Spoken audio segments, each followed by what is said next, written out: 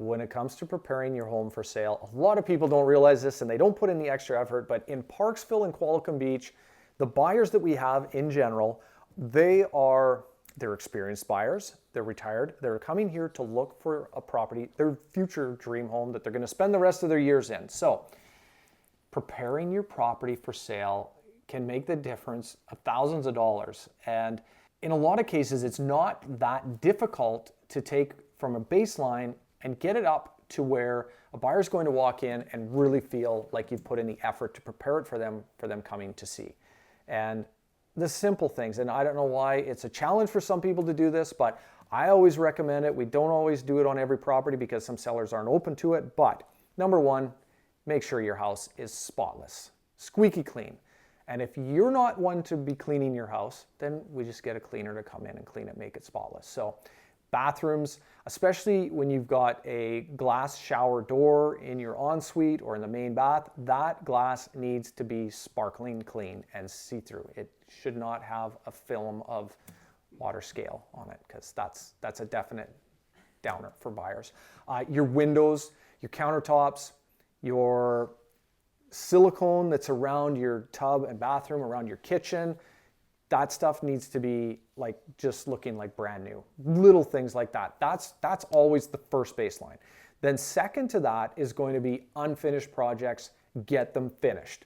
Do not leave anything unfinished, because if buyers come through and they see something that's going to cost $100 to fix for you, they're going to want to take $1,000 off the price and sometimes more. So you got a piece of trim that is missing, or something that's just not right, or a hole in the drywall, or a hole in the door, or a doorknob missing here and a light switch cover there. Just go and fix that stuff, because if people come in and they see the stuff they can see is not perfect, then they just assume that everything that they can't see is also not perfect, which results in we want to pay less to allow a contingency for the stuff that we think we might have to do. But when they come in and everything is just perfect, sparkling clean, pristine, then they'll pay more because they have confidence. And this doesn't mean that your house has to be renovated to a new standard. It just needs to be clean and neat and tidy. But you can take the next step. Obviously, paint is the most inexpensive thing that you can do. So if you're looking to really give a refresh, paint is the best money spent that will net you the highest return, especially if your house is in need of a paint job. If it's just color, or if you have really strong colors in your house, you may want to consider giving a paint job just to neutralize it so it will appeal to the masses. And what do you feel about the advice that make it look like no one lives there?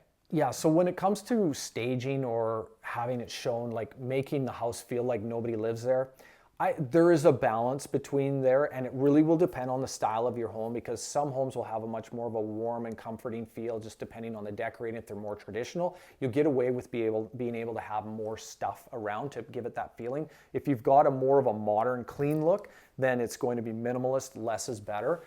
And we all get comfortable living in our own homes. We just get used to the stuff that we've got around. Like, there's pictures or things like books and things stacked out of place, and they're just there, and we get used to it. But when a buyer comes in, that's the things that they notice right away that are either out of place or just aren't right. But when everything is perfect, they don't notice that it's perfect, but they just get this feeling like it felt so nice, or we don't know why we liked it so much. And it's because all the little details were hit. Like, you can go out and spend a few $100s on new bedding, like linens and towels for your bathrooms, just crisp white, put them in there. It just freshens it up, can really transform a space. And bathrooms, like, put your toothbrushes and your old soaps and just put that stuff away. Clear it off. And what about the curb appeal? Well, curb appeal is huge for what you can see. So now, don't spend a lot of time working on things or areas that nobody's going to see, but definitely from what you see when you pull up, that's super important. Make sure that that front step is clean, that there's no rotting boards, that the steps aren't loose or uneven. That's going to be a big factor. If you've got like moss growing on your concrete, get it power washed.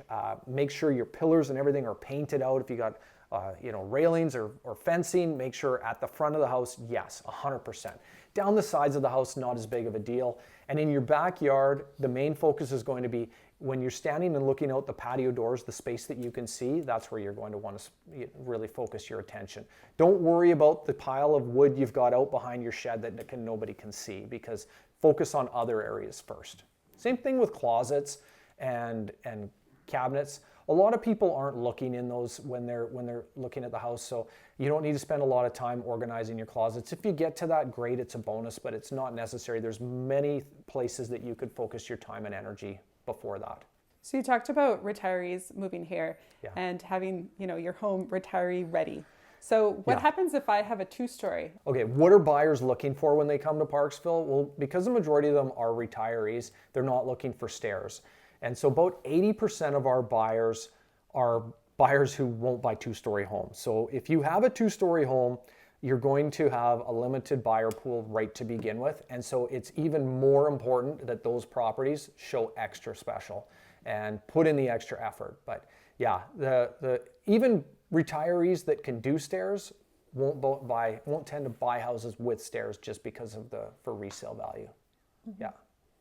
If I do have a 2-story home with like living quarters on the main floor, that kind of thing, I could potentially still be desirable. Yeah, I mean, there's a lot of 2-level homes that still have the primary bedroom on the main floor. Those are still going to appeal to retirees. It's when that primary bedroom is up on the 2nd floor, or you have to take stairs, or the entry is not level and you got to go 4 or 5 stairs to get into the house. Those ones you're going to have a limited buyer pool. Not that they're not saleable, we have to take that into consideration. And so what happens is the price per square foot of your main level or a ranch style house is very high. And you can almost double the square footage of a 2-story, but you don't get twice the price because people just aren't willing to pay for it. Mm-hmm.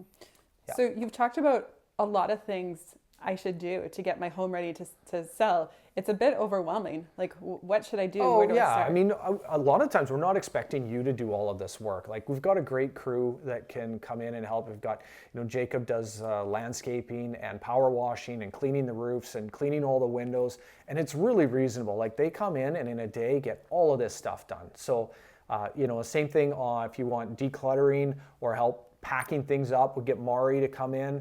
And she's great.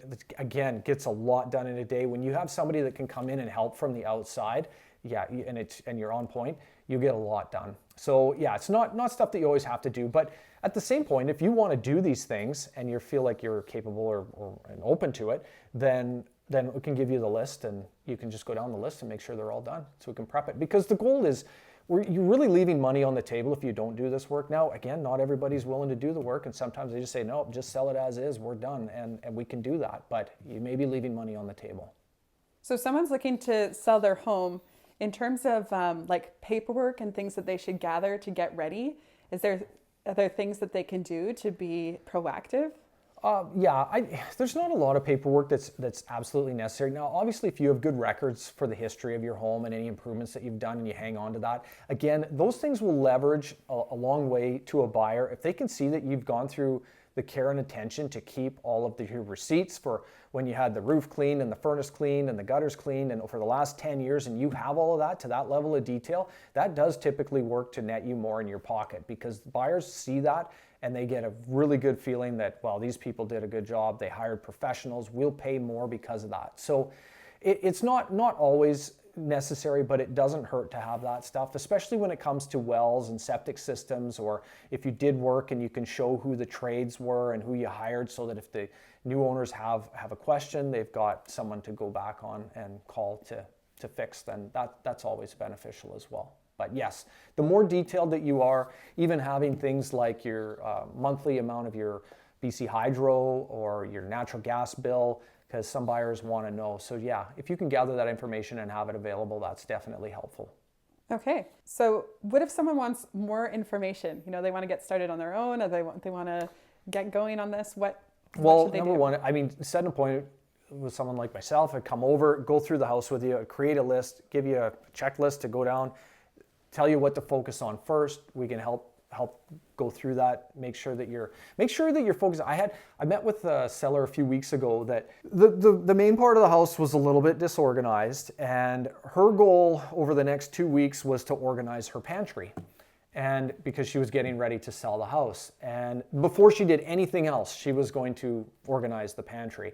And she was going to take like 10 days to do this.